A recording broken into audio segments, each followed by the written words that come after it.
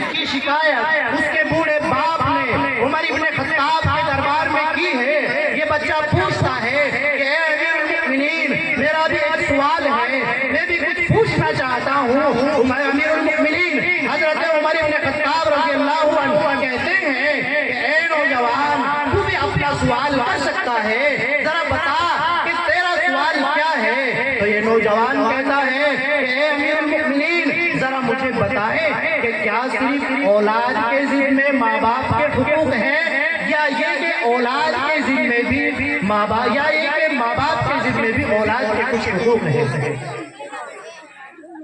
تو حضرت امیر المؤمنین عمر ابن خطاب رضی اللہ عنہ فرماتے ہیں کہ جس طریقے سے والدین کے حقوق ان کے بچوں پر لازم ہے، اسی طریقے سے والدین پر ان کے بچوں کے حقوق لازم ہے۔ یعنی جیسے یہ بات ضروری ہے کہ بچہ اپنے باپ کا حق ادا کرے، اپنی ماں کا حق ادا کرے، اسی طریقے سے یہ بھی بات ضروری ہے کہ ماں باپ اپنے بچوں کا حق ادا کرے۔ تو پوچھا کہ امیر المؤمنین وہ حقوق کیا ہے، ذرا آپ مجھے بتائیں۔ تو حضرت عمر ابن خطاب رضی اللہ عنہ فرماتے ہیں کہ اے جوان ذرا میری بات سن کہ سب سے پہلا حق جو ماں باپ پر اس کے بچے کا ہے وہ یہ ہے کہ باپ اپنے بچے کے لیے اچھی ماں کا انتخاب کرے، یعنی ایسی خاتون سے شادی کرے کہ جو اپنے بچوں کی اچھی تربیت کر سکے، جو نیک اور صالحہ خاتون ہو، یعنی دیندار عورت سے شادی کرے، یہ پہلا حق ہے۔ دوسرا حق یہ ہے کہ جب اللہ تبارک و تعالی کسی کو اولاد کی نعمت سے سرفراز فرمائے، کسی کو اللہ اولاد عطا فرمائے، تو دوسرا حق یہ ہے کہ اس کا نام اچھا رکھے۔ تیسرا حق یہ ہے کہ اپنی اولاد کی اچھی پرورش کرے، ان کی اچھی تربیت کرے، اور چوتھا حق یہ ہے کہ اپنی اولاد کو اچھی تعلیم دے، قرآن کریم کی تعلیم سے آراستہ کرائے، اور پانچواں حق یہ ہے کہ جب وہ نکاح کی عمر کو پہنچ جائے تو ان کا پر وقت نکاح کر دے۔ یہ تمام حقوق امیر المؤمنین عمر ابن خطاب رضی اللہ عنہ نے بیان فرمائے۔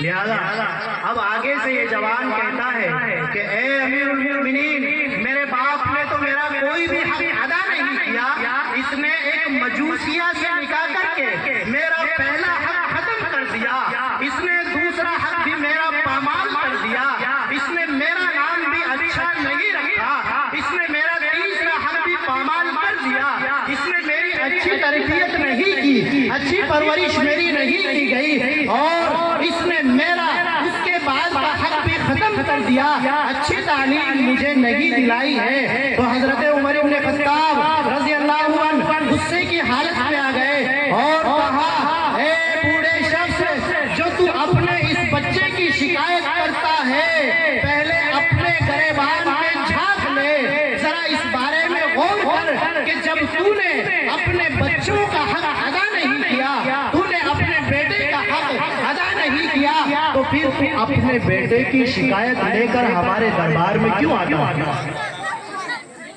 یہ حضرت عمر ابن خطاب رضی اللہ عنہ نے فرمایا، یعنی اس کو بھگا دیا، اپنے دربار سے بھگا دیا، اور کہا کہ جب تک تو اپنے بیٹے کا حق ادا نہ کر دے تب تک میرے پاس اپنے بیٹے کی شکایت لے کر نہیں آنا۔ ذرا غور کریں میرے بھائیوں کہ ہم نے اپنی اولاد کی کتنی اچھی تربیت کی ہے، ہم نے اپنی اولاد کو کیسی تعلیم سے آراستہ کرایا ہے، کیا ہم نے اپنی اولاد کو قرآن کریم کی تعلیم کے لیے وقف کیا ہے؟ کیا ہم نے اپنی اولاد کو قرآن کریم کی تعلیم سے آراستہ کیا ہے؟ کیا ہم نے اپنے بچوں کے اچھے نام رکھے ہیں؟ اگر آج مسلمانوں کے بچوں کے ناموں کو دیکھا جائے تو ان کے نام بھی ایسے ہوتے ہیں کہ جس کا نہ کوئی معنی ہے اور نہ کوئی مطلب ہے، اور کہتے ہیں کہ حضور کوئی ایسا نام بتائیں کہ جو بالکل الگ ہو اور چھوٹا سا ہو، نیا ہو، بالکل یونیک ہونا چاہیے۔ تو بھائی ایسا نام اپنے بچوں کا رکھا جائے کہ جو نبیوں کے نام پر ہو، جو صحابہ کے نام پر ہو اور جو نیک لوگوں کے نام پر ہو۔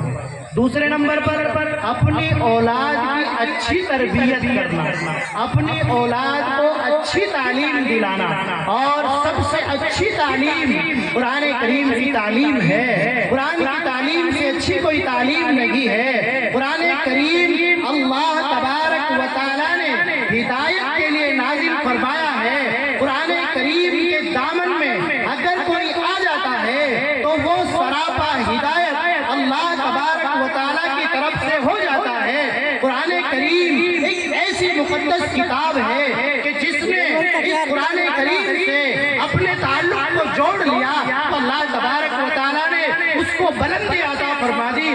اگر ہم نے اپنے بچوں کو قرآن کریم کی تعلیم سے آراستہ کرایا، اگر ہم نے اپنے بچوں کو قرآن کریم پڑھایا، اگر ہم نے اپنے بچوں کو مذہب اور مدرسے میں داخل کرایا، اگر ہم نے مسجد میں اپنے بچوں کو پڑھنے کے لیے بھیجا، تو یقیناً یہ ہم نے اپنی بھی آخرت بنانے کا کام کیا اور اپنے بچوں کی بھی آخرت بنانے کا کام کیا۔ لہذا میرے بھائیوں، میری یہی گزارش ہے، میں آپ سے یہی درخواست کرتا ہوں کہ خدا را اپنے بچوں کو ضائع نہ ہونے دے، قرآن کریم کی تعلیم دے، دین ان کو سکھائے، کم از کم اتنا تو سکھا دے کہ جس سے وہ حلال و حرام کی تمیز کر سکے، بیٹا اپنے باپ کا جنازہ پڑھا سکے۔ ہر مسلمان اس قابل تو ہو کہ وہ اپنے متعلقین کا نکاح پڑھا سکے۔ اللہ تبارک و تعالیٰ نے یہ باتیں ہمارے لیے ضروری اور واجب قرار دی ہے۔ نبی صلی اللہ علیہ وسلم کی زبانی اللہ نے ہم تک یہ حکم بھجوایا ہے، فرمایا جناب رسول اللہ صلی اللہ علیہ وسلم نے طلب العلم فریضۃ علی کل مسلم و مسلمہ، کہ علم دین کا سیکھنا ہر مسلمان مرد پر، ہر مسلمان عورت پر فرض ہے، ضروری ہے۔ اتنے علم دین کا سیکھنا کہ جس سے حلال اور حرام کو جان سکے، جس سے ہمیں یہ پتہ چل سکے کہ یہ تو صحیح ہے، یہ غلط ہے، یہ حلال ہے، یہ حرام ہے، یہ کرنا ہے، یہ نہیں کرنا ہے۔ بھائی اتنا سیکھنا تو ضروری ہے، اور پورے علم دین کا سیکھنا فرض کفایہ ہے۔ یعنی اگر امت کے چند افراد مخصوص طبقے کے لوگ سیکھ لیں تو سب کی طرف سے فرض ادا ہو جاتا ہے۔ آج اگر غور کیا جائے تو بڑا افسوس ہوتا ہے کہ مسلمانوں کے بچے کس طریقے سے ضائع ہو رہے ہیں، کس طریقے سے ہم نے اپنے بچوں کی بالکل فکر کرنا چھوڑ دی ہے۔ ہر گاؤں میں، ہر بستی میں کئی مسجدیں ہیں جن میں قرآن کریم کے پڑھانے والے موجود ہیں، اور تقریباً ہر بستی میں ایک یا دو، یا اگر کہا جائے کہ کئی مدارس اور مکاتب قائم ہے تاکہ وہ آپ کے بچوں کو قرآن کریم کی تعلیم دے سکے۔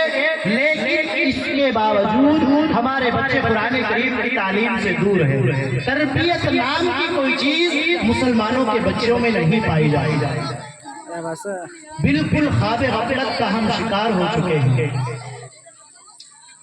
میرے بھائیو،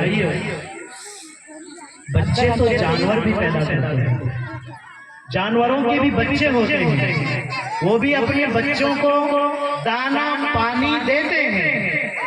پرندے بھی اپنے بچوں کو کھلاتے اور پلاتے ہیں، درندے بھی اپنے بچوں کو کھلاتے اور پلاتے ہیں۔ اسی طریقے سے جتنے بھی جاندار ہیں وہ بچے پیدا کرتے ہیں اور ان کے کھانے پینے کی ذمہ داریوں کو بھی نبھاتے ہیں۔ لیکن اللہ تبارک و تعالیٰ نے ہمیں انسان بنایا ہے، اشرف المخلوقات بنایا ہے۔ اللہ تبارک و تعالیٰ نے ہمیں سب سے معزز بنایا ہے، اللہ تبارک و تعالیٰ نے ہمیں سب سے مکرم بنایا ہے۔ تو پھر اللہ نے ذمہ داریاں عائد کر دی ہے اور فرمایا کہ اے لوگوں، میں نے پوری دنیا کو تمہارے لیے بنا دیا ہے، لیکن تم کو آخرت کے لیے بنایا ہے۔ دنیا میں رہو گے تو آخرت کی تیاری کرو گے۔ جو اللہ تبارک و تعالیٰ نے ہمیں اولاد کی شکل میں ایک بہترین سرمایہ عطا فرمایا ہے، ہمیں اس کی بھی فکر کرنی ہے، اس کو بھی آخرت کی طرف لے جانا ہے، اس کی بھی آخرت کی فکر کرنی ہے۔ اگر ہم اپنے بچوں سے غافل ہو گئے تو کل قیامت کے دن یہ بچے اللہ کے دربار میں میرا اور آپ کا گریبان پکڑ کر کھڑے ہو جائیں گے کہ ربا میں تو بچہ تھا، میں نادان تھا، یہ میرا باپ، یہ میرا بڑا بھائی، یہ میری ماں، انہوں نے مجھے قرآن نہیں سیکھنے دیا، انہوں نے مجھے دین نہیں سیکھنے دیا۔ تو میرے بھائیوں، حضور نگر کے غیور مسلمانوں، نوجوانوں، بزرگوں، ذرا سوچو کہ اس وقت اللہ کے دربار میں کیا جواب دو؟ کیا ہے کوئی جواب؟ کیا اس وقت ہم شرمندہ نہیں ہوں گے؟ کیا اس وقت اللہ تبارک و تعالیٰ کے دربار میں ہم افسوس کا ہاتھ نہیں ملیں گے؟ لیکن اس وقت افسوس کرنے سے کوئی فائدہ حاصل ہونے والا نہیں ہے۔ میں نے حدیث پڑھی ہے، آپ کو سنائی ہے، فرمایا اللہ کے حبیب جناب رسول اللہ صلی اللہ علیہ وسلم نے کلکم راع وکلکم مسئول عن رعیتہ۔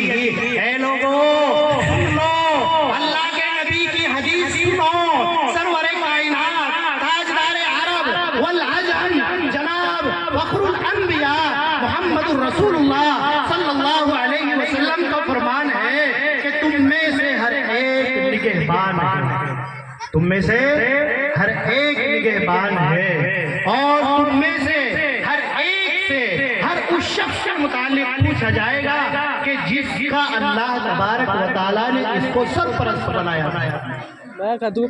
لہذا حدیث پاک کی تشریح کرتے ہیں مفسرین کرام، محدثین اعظام فرماتے ہیں کہ ہر باپ سے پوچھا جائے گا کہ اس نے اپنی اولاد کا حق ادا کیا یا نہیں۔ ہر شوہر سے پوچھا جائے گا اس نے اپنی بیوی کا حق ادا کیا یا نہیں۔ ہر اولاد سے پوچھا جائے گا، بیٹے سے پوچھا جائے گا باپ کا حق ادا کیا یا نہیں، بیٹی سے پوچھا جائے گا ماں کا حق ادا کیا یا نہیں۔ اگر ہم نے کوتاہی کی ہوگی، باپ نے بچوں کے حق میں کوتاہی کی ہوگی تو بچہ گریبان پکڑے گا، ماں نے بچیوں کے حق میں کوتاہی کی ہوگی، بچی گریبان پکڑے گی، شوہر نے اپنی بیوی کے حق میں کوتاہی کی ہوگی تو بیوی اپنے شوہر کا گریبان پکڑے گی۔ اور میری مائیں، میری بہنیں میری آواز سن رہی ہوگی، ذرا سنو، اگر بیوی نے اپنے شوہر کے حق میں کوتاہی کی ہوگی، خیانت کی ہوگی تو کل یہ شوہر بھی اللہ کے دربار میں بیوی کا گریبان پکڑ کر کھڑا ہو جائے گا، یہ بھی پوچھے گا اس سے۔ تو میرے بھائیوں، میں آپ کو توجہ اس طرف دلانا چاہتا ہوں کہ آج حضور نگر کی اس سرزمین پر اللہ کے نبی کے وارثین موجود ہیں، علماء کرام کا جمع غفیر ہے، جو یہاں صرف اور صرف اس جد و جہد، اس کوشش اور اس محنت کو لے کر آئے ہیں کہ اس گاؤں کے اندر دینی ماحول کیسے پیدا ہو، یہاں کا بچہ حافظ قرآن کیسا ہو، یہاں کا بچہ دیندار کیسے بنے۔ حضرت قاری محمد شاہد صاحب جو ان تمام علماء کرام کے رفیق ہیں، میرے بھی عزیز ہیں، ان کو اللہ تبارک و تعالیٰ نے چنا ہے۔ اللہ نے حضور نگر کی سرزمین پر قاری محمد شاہد صاحب دامت برکاتہم العالیہ کو دین اور قرآن کریم کی خدمت کے لیے بھیجا ہے۔ اے حضور نگر کے غیور مسلمانوں، اللہ نے اپنے نبی کا وارث بھیج دیا، قرآن کریم کا پڑھنے والا بھیج دیا، قاری شاہد آ گیا ہے، قرآن سکھانے کے لیے آپ کے مدرسے میں موجود ہے، بچوں کو پڑھاتا ہے۔ اللہ رسول کی یہاں صدائے بلند ہوتی ہے، اللہ تبارک و تعالیٰ کے، اللہ کے رسول کے کیے ہوئے جتنے بھی احکامات ہیں وہ لوگوں کو بتاتے ہیں۔ بچوں نماز کیسے پڑھتے ہیں، قاری شاہد سکھاتے ہیں، بچوں قرآن کیسے سیکھنا ہے، قاری شاہد بتاتے ہیں، بچوں گھر پر سلام کیسے کرنا ہے، قاری شاہد بتاتے ہیں، بچوں راستے میں جاؤ گے تو کیسے چلو گے، قاری شاہد بتاتے ہیں۔ اے بچوں، اپنے ماں باپ کا احترام کرو، خدا کی قسم مدارس میں سکھایا جائے۔ ماشاءاللہ۔ قرآن میں اللہ تبارک و تعالیٰ نے والدین کے حقوق کو بیان کیا ہے، تو قرآن کہاں سکھایا جاتا ہے؟ بھائی مدارس میں سکھایا جاتا ہے نا۔ ذرا ایک بار آپ میری بات کی تائید کریں، مدارس میں سکھایا جاتا ہے کہ نہیں؟ مدارس میں سکھایا جاتا ہے کہ نہیں؟ سکھایا جاتا ہے۔ اب اللہ تبارک و تعالیٰ نے آپ کے گاؤں میں ایک عالم کو بھیجا، اس نے اپنے ساتھ دوسرے عالم کو لگایا تاکہ آپ کے بچوں کو صحیح راستہ دکھا سکے، تاکہ آپ کے بچوں کو قرآن کریم سکھا سکے، تاکہ آپ کے بچوں کی صحیح رہنمائی ہو سکے۔ تو اب ہماری کیا ذمہ داری ہے؟ ہماری ذمہ داری کیا بنتی ہے؟ ہماری ذمہ داری یہ ہے کہ قاری شاہد کو اللہ نے بھیجا ہے تو ہم ان کے ساتھ کھڑے ہو جائے، ان کے شانہ بشانہ چلے۔ اگر وہ ہمیں کسی بات کے لیے بلاتے ہیں، پکارتے ہیں، تو ہم کا تعاون کریں۔ اگر قاری شاہد کہے کہ اے لوگوں اپنے بچوں کو پڑھنے کے لیے بھیجو تو ہمیں بھیجنا ہے۔ قاری شاہد کہے کہ اے لوگوں ہمیں تمہاری ضرورت ہے تو تمہیں آنا ہے۔